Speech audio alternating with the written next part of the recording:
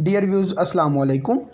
Mehran chemist channel पर हम आप सबको खुश आमदीद कहते हैं। मैं मेहरान असलम आपका ट्यूटर।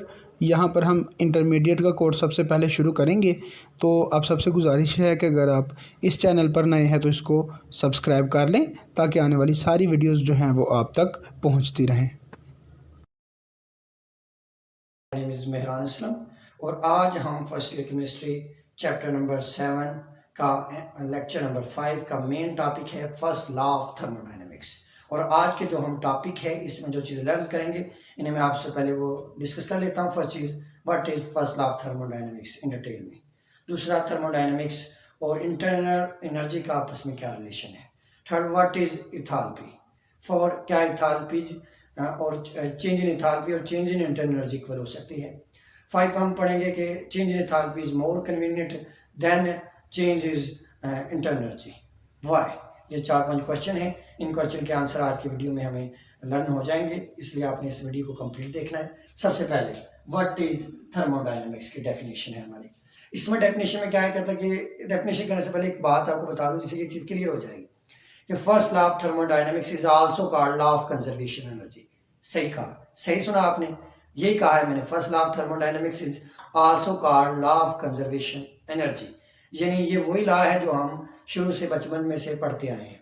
बड़े होते हैं तो इसी लॉ को हमने क्या कह दिया, first law of thermodynamics. Law of conservation energy या फर्स्ट लॉ ऑफ थर्मोडायनेमिक्स दोनों सेम है।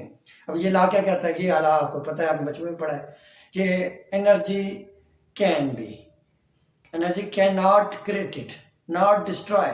एनर्जी को ना पैदा किया जा सकता है ना डिस्ट्रॉय किया जा सकता है during chemical reaction, but can change one form to another form. यानी इसको हम यूं भी कह सकते हैं, energy of the system and surrounding is always remain constant. या हम ये भी कह सकते हैं कि energy of the universe is always constant, is called law of conservation energy, या दूसरी टर्म में law first law of thermodynamics. Definition clear हो गया कि मैथमेटिकली फॉर्म में तो जो फर्स्ट लॉ ऑफ थर्मोडायनेमिक्स है इसको हम ज़ाहिर करते हैं चेंज इन इंटरनल एनर्जी से, जो इज इक्वल टू है Q प्लस W। अब इंटरनल एनर्जी का हम प्रीवियस लेक्चर नंबर 4 है वो दे चुके हैं, आपने उसका मुताला करना है तो आपको ये चीज़ें समझ आ जाएंगी। अब यहाँ पे जो Q है ये क्या है, हीट है, और W है वर्क है। क्यों कि जो हम इंटरनल एनर्जी में चेंज लेके आ सकते हैं ना, उसके 2 फंडामेंटल वे हैं, एक वर्क करके एक हीट प्रोवाइड करके। सही है। अब इसको हम समझते हैं कि ये कैसे ड्राइव हुआ और इसे हम कैसे काउंट कर सकते हैं, इसकी में हम पढ़ेंगे। और नेक्स्ट हमारा जो हेडिंग है वो एक्सप्लेनेशन। एक्सप्लेनेशन में हम क्या करेंगे, कहते हैं consider a cylinder having a movable piston. एक हमने सिलेंडर कंसीडर कर लिया जिसका क्या है, मूवेबल क्या है, पिस्टन है और फ्रिक्शनलेस है, और उसमें small quantity of the gases हैं। सही है। और हम उसे क्या करेंगे, एनर्जी प्रोवाइड करेंगे। क्यों, एनर्जी उसे क्या करेंगे, सप्लाइड करेंगे। जब एनर्जी सप्लाइड करेंगे तो एनर्जी में चेंज आएगा, एनर्जी में चेंज आएगा। तो एनर्जी में चेंज हम कैसे करेंगे, हम काउंट कर लेंगे E2 माइनस E1। अब जो Q प्लस W है, अब जब एनर्जी में चेंज आएगा तो उसमें गैसेज हैं, और हमने पढ़ा कि जब हम हीट सप्लाइड करते हैं तो जो गैसेज हैं वो एक्सपैंड होती हैं। कोई भी चीज़ है, मैटर है, वो एक्सपैंड होता है जब एनर्जी प्रोवाइड कर। जब वो एक्सपैंड होगा तो मूवेबल पिस्टन है, तो पिस्टन क्या करेगा, मूव करेगा, गैसेज का वॉल्यूम क्या हो जाएगा, बढ़ जाएगा। वॉल्यूम क्या हो जाएगा, बढ़ जाएगा, यानी सिस्टम वर्क करेगा, सिस्टम वर्क करेगा। इसीलिए हमने चेंज इन एनर्जी को किससे ज़ाहिर किया, Q प्लस W। अब W की जगह हमने क्या लिख दिया, P डेल्टा V। P ये क्यों लिखा है, क्योंकि केमिस्ट्री में जो वर्क है वो प्रेशर वॉल्यूम वर्क है। फिजिक्स में हम लिखते हैं FD, W बराबर FD, और केमिस्ट्री में F की जगह हम प्रेशर और D की जगह वॉल्यूम। क्योंकि इस सेक्शन में वॉल्यूम चेंज हो रहा है तो क्या लिखेंगे, delta V, change in volume. और प्रेशर है, प्रेशर के P डेल्टा V। बेटा जी आपको इस बात की अभी समझ आ गई इसकी। अब प्रेशर डेल्टा V, ये इक्वेशन हमने बस सिंपली वर्क की जगह हमने वैल्यू पुट की है P डेल्टा V। नेक्स्ट, अगर पिस्टन का जो मूवेबल पिस्टन है, अगर उसके पिस्टन को हम फिक्स कर दें, यानी वॉल्यूम चेंज ना होने दें, तो यानी वॉल्यूम चेंज नहीं होगा तो वॉल्यूम की जगह क्या आ जाएगा, 0। जब 0 होगा तो प्रेशर भी 0 हो जाएगा, और चेंज इन इंटरनल एनर्जी किसके बराबर आ जाएगा, Q के। कब, जब हमने वॉल्यूम क्या कर दिया, 0।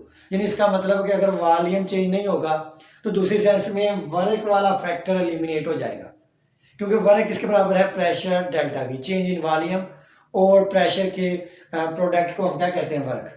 और हमने एक शर्त क्या रख दिया, अगर वॉल्यूम को हम कांस्टेंट रखें तो वर्क का वर्क का जो फैक्टर है वो एलिमिनेट हो गया और डेल्टा ई किसके को आ गया क्यू।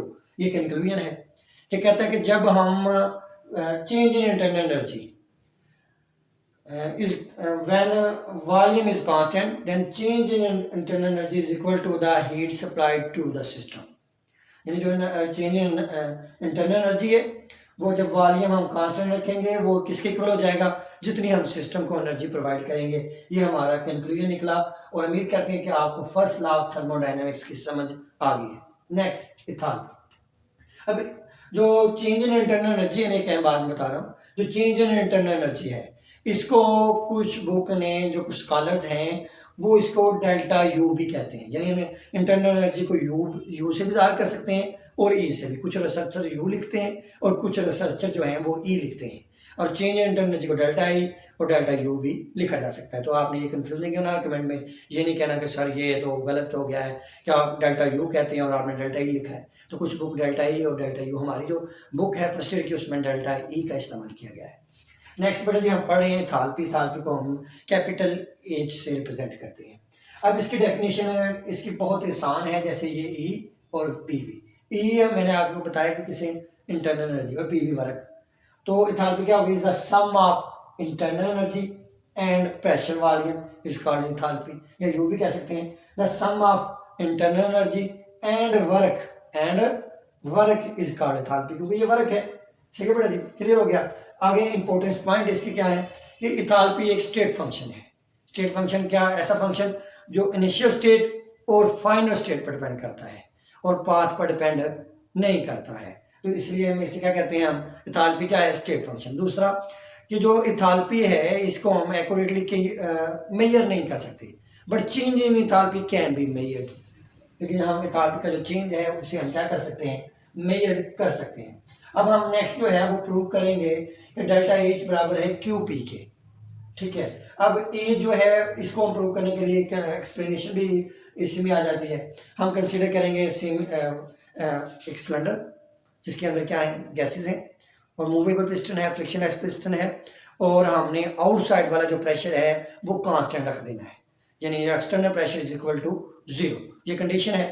और हमने उसे एनर्जी प्रोवाइड करेंगे सिस्टम को। जब एनर्जी प्रोवाइड करेंगे, कुछ जो है एनर्जी का जो वन पार्ट है वो क्या करेगा, इंटरनल एनर्जी को चेंज कर देगा, और जो रेस्ट पार्ट है एनर्जी का वो क्या करेगा, डू वर्क करेगा। वर्क कैसा, गैसेज हैं तो एक्सटर्नल प्रेशर तो सेम है, और अब हमने उसे फिक्स नहीं रखा वॉल्यूम को, तो वो प्रेशर क्या करेगा, वो उसे वॉल्यूम क्या होगा, चेंज होगा, सिस्टम वर्क करेगा, एक्सपैंड होगी गैसेज, और जो पिस्टन है वो ऊपर को उठेगा, गैसेज का वॉल्यूम ज़्यादा हो जाएगा।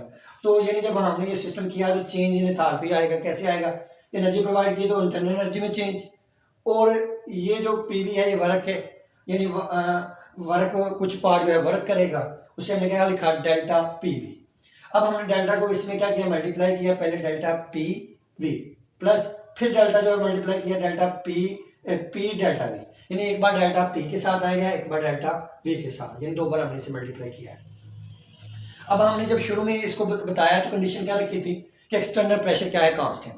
जो हमने इंटरनल एनर्जी वाला पढ़ा है वो कांस्टेंट वॉल्यूम रखा। अब जो हम इथालपी पढ़ रहे हैं इसमें कांस्टेंट हमने प्रेशर रखा, यानी delta P is equal to 0। जब डेल्टा पी 0 होगा तो चेंज इन इथालपी किसके आएगा, change in internal energy plus P delta V, यानी ये वही चीज़ है जो प्रेशर पी डेल्टा वी यानी वर्क वाला ही है कि change in enthalpy change in internal energy और वर्क के क्या होगा, बराबर होगा। अब यहाँ पर एक बात लिखी है, for liquid and solid state.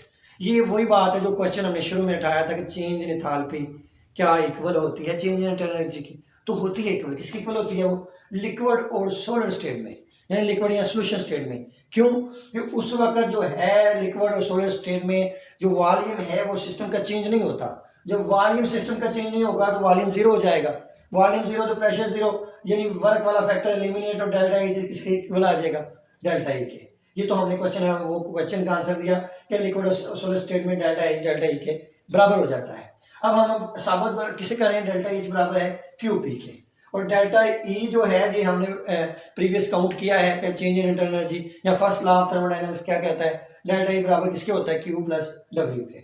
और यहाँ क्योंकि सिस्टम वर्क कर रहा है, क्या कर रहा है, work done on the system, तो वर्क कौन सा होगा, नेगेटिव, और ये नेगेटिव पुट कर दिया। देन ये जो वैल्यू है ये हमने अपनी इक्वेशन, जो मेन इक्वेशन है delta H delta E plus delta P में इसे क्या कर देना, पुट कर देना है। यहाँ हमने इसे पुट किया, ये कैंसिल, और डेल्टा एच बराबर आ गया क्यू पी के। अब ये इक्वेशन क्या बताएगा, change in enthalpy at constant pressure is equal to the heat absorbed और involved by the system is called change in enthalpy. अब कंक्लूजन समझ आ गई इसकी। अब हमारा एक क्वेश्चन रह गया कि जो चेंज इन एंथैल्पी है वो मोर कन्वीनियंट है than change in internal energy. क्यों? क्योंकि भाई जो चेंज इन एंथैल्पी है ये वर्किंग करती है कांस्टेंट प्रेशर, और इसे कैरी करना क्या होता है, ये फ्रिक्वेंटली रिएक्शन हो जाता है। और जो चेंज इन इंटरनल एनर्जी है इसमें हमें क्या करना पड़ता है, वॉल्यूम को कांस्टेंट रखना पड़ता है, और वॉल्यूम को रिएक्शन के दौरान कांस्टेंट रखना क्या हो जाता है, मुश्किल हो जाता है। इसलिए change in enthalpy is more convenient than change in internal energy. अब आप